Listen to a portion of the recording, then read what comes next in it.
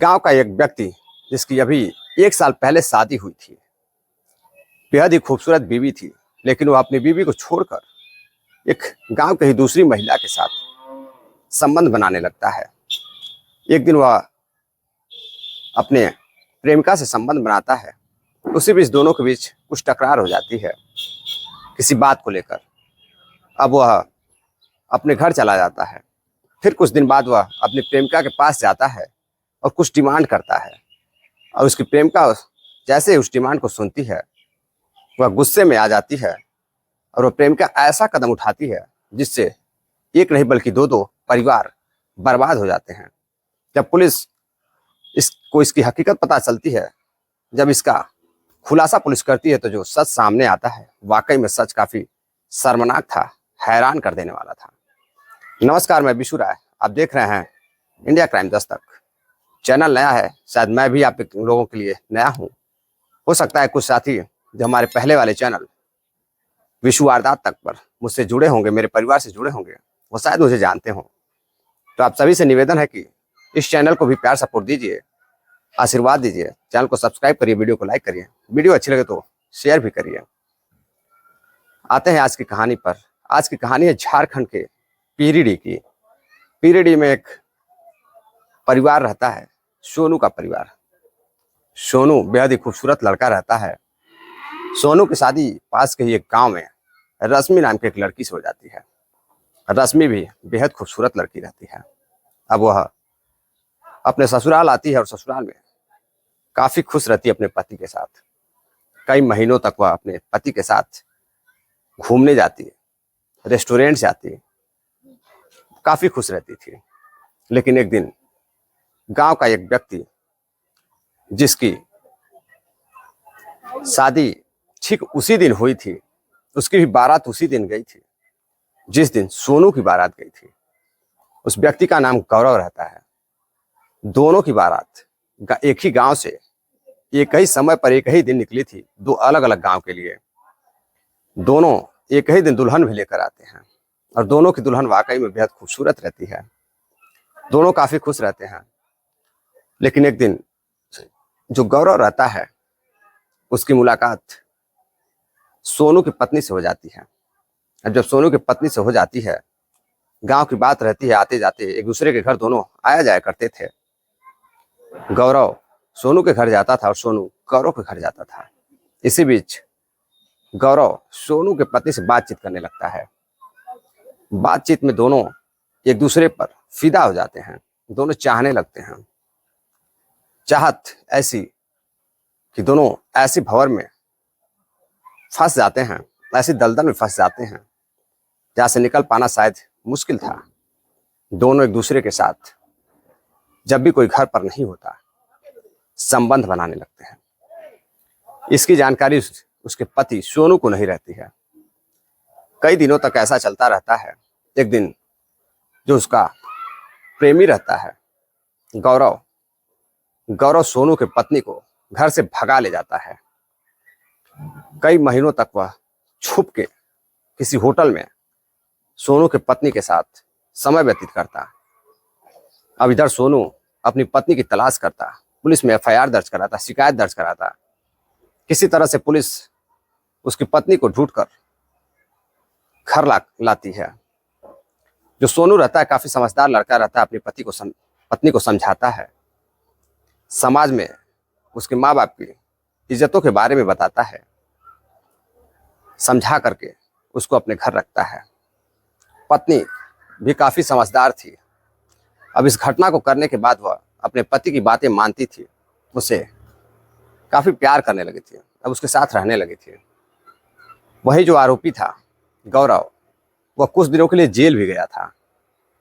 उसको भगा कर ले जाने के केस में जब वह छूट कर घर आता है और अपनी पत्नी के पास जाता है तो उसकी पत्नी उसको भगा देती है।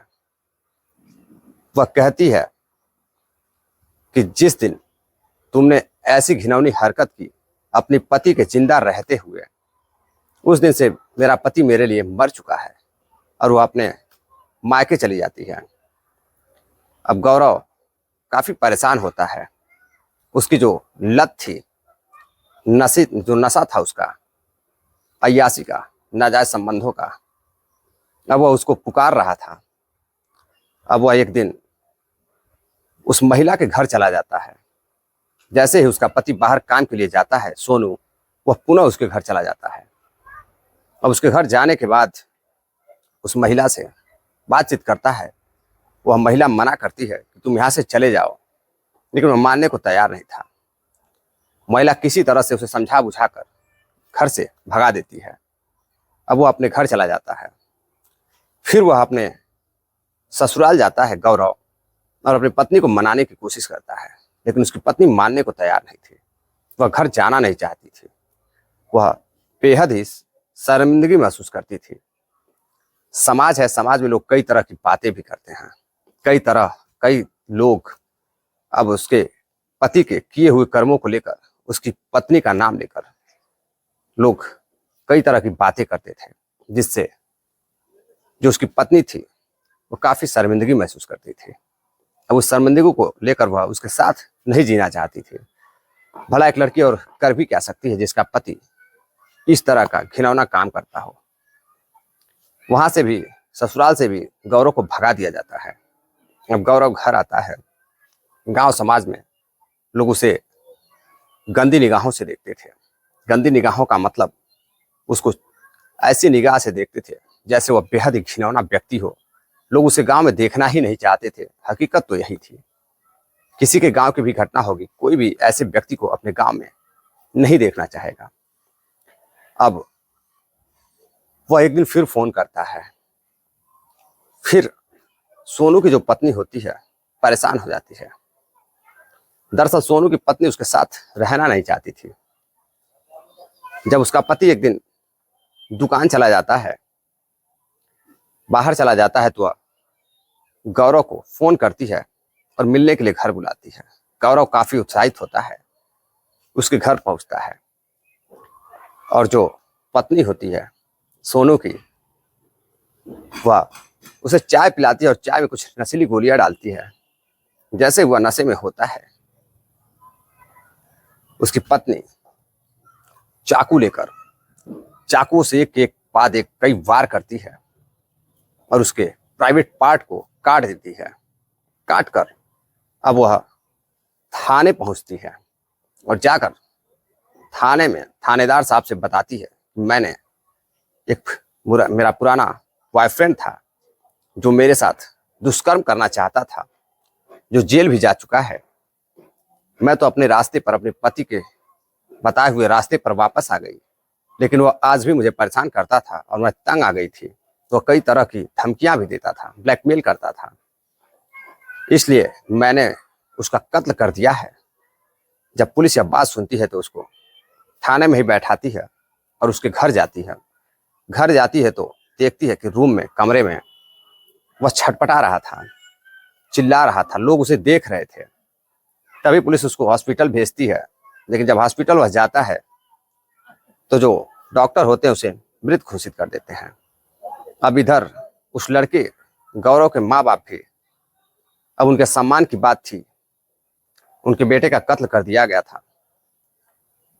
अब वो अपने सम्मान के लिए गौरव जिस प्रेमिका से मोहब्बत करता था, यानी कि सोनू की पत्नी के खिलाफ, उनके माँ बाप एफआईआर दर्ज कराते हैं और कि उसने जानबूझकर घर बुलाकर मेरे बेटे की हत्या कर दी है।